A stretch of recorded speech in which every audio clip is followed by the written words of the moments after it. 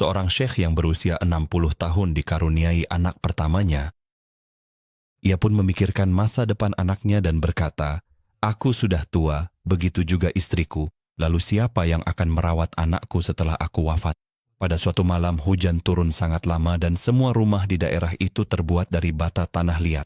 Tiba-tiba seorang tetangga mengetuk pintu. Hujan telah merobohkan seluruh rumahnya dan ia datang meminta bantuan.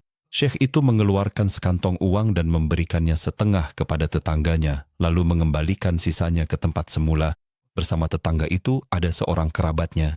Kerabat itu terus memperhatikan tempat kantong uang itu dan memikirkan cara untuk mengambil sisa uang tanpa diketahui oleh Syekh.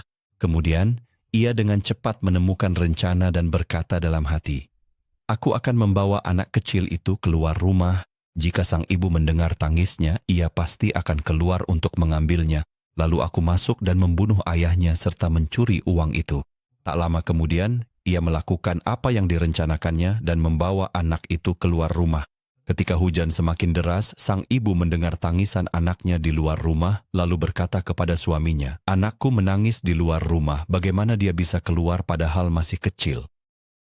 Ayo ikut aku untuk mengambilnya. Aku merasa ada sesuatu yang tidak beres." Syekh menolak untuk keluar, tetapi karena desakan istrinya, ia pun keluar bersamanya. Ketika mereka keluar, tetangga itu masuk untuk mencuri kantong uang. Dan ketika pasangan itu menemukan anak mereka, mereka kembali ke rumah dan mendapati rumah itu telah runtuh. Mereka pun berkata, "Yang mengeluarkan anak itu pasti para malaikat agar kita tidak mati di dalam rumah." Mereka pun bermalam di rumah salah satu tetangga mereka. Ketika pagi tiba, terjadilah sebuah kejutan. Saat mereka pergi ke rumah untuk mengambil barang-barang mereka, mereka mendapati kerabat tetangga mereka telah meninggal di dalam rumah sambil memegang kantong uang yang ingin ia curi.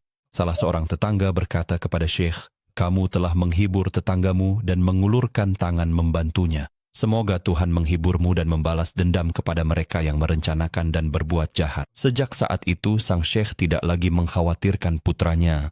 Dia tahu bahwa Tuhan tidak akan meninggalkannya dan mempercayakan urusannya kepada Tuhan. Putranya menjadi imam, pendakwah, dan penghafal Al-Quran.